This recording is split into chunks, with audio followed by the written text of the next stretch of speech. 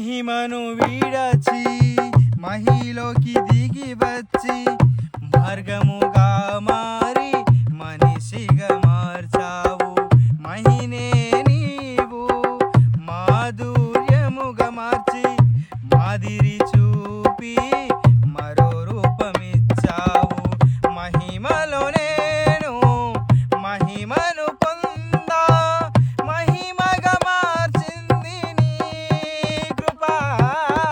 మహిమలో నేను మహిమను పొందా మహిమగా మార్చింది నీ కృప.